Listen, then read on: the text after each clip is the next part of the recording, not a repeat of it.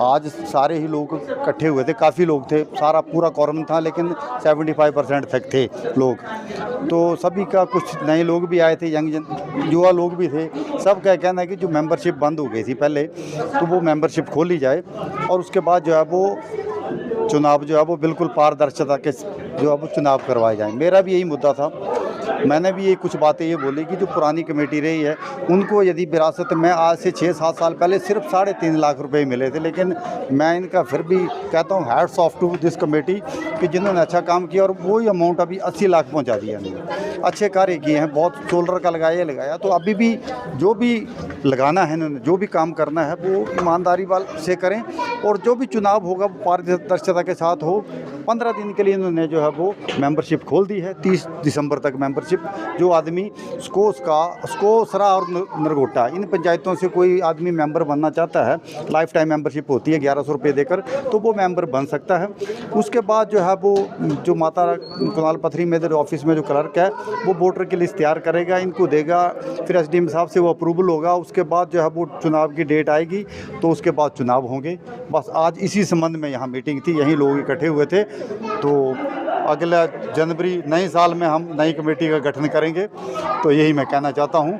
और मेरा संदेश यही रहेगा सभी को, मंदिर इसमें राजनीति बीच में बिल्कुल ना आए और बिल्कुल जो है वो ईमानदार और साफ छवि वाला आदमी जो है और वो उन लोगों की कमेटी बनाए। धन्यवाद। आगामी निर्णयों का तो ये होगा ना कि जब इलेक्शन होगा उसके बाद कमेटी जो बनेगी और जो भी होगा तो वो निर्णय तो उसी के बाद ही होंगे।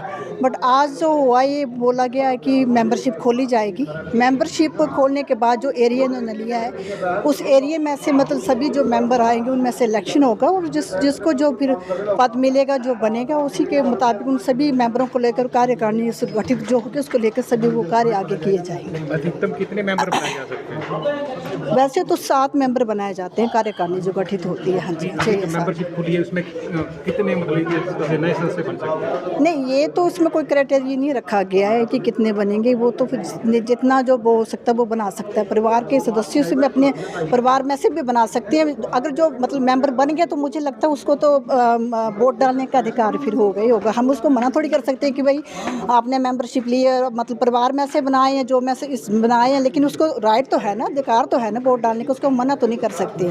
तो मेंबरशिप ओपन कर दी गई और जितने फिर लोग मेंबर बनेंगे उन्हीं मेंबरों में से ही फिर चुनाव होगा। हाँ जी, और उसी में से वो कार्यकारिणी गठित होगी और वही फिर आगे फिर कार्य करेगी। हाँ जी, कार्यकारिणी जो गठित होगी, जो भी कार्यकारिणी आगे, मतलब मैं ये बोलना चाह रही हूँ कि सभी को मिलकर लेकर मतलब कार्य करें, क्योंकि मंदिर जो एक आस्था का स्थान है, इसमें कंट्रोवर्सी नहीं होनी चाहिए, इसमें राजनीति नहीं होनी चाहिए। आपसी भाईचारे के साथ प्रेम सौहार्द के साथ ये इलेक्शन होना चाहिए और जो भी आगे कार्यकारिणी आती है वो मिलकर सभी को मेंबरों को लेकर आगे काम करें और जो भी सुझाव, जो भी मतलब उनके विचार हो तो उनको सुने और साथ में मिलकर कार्य करें, ताकि जो श्रद्धालु आगे आए हैं उनको भी फैसिलिटीज़ मिले और उसी तरीके से मतलब अच्छी तरीके से काम करें। तो मैं बस मेरा ये सुझाव।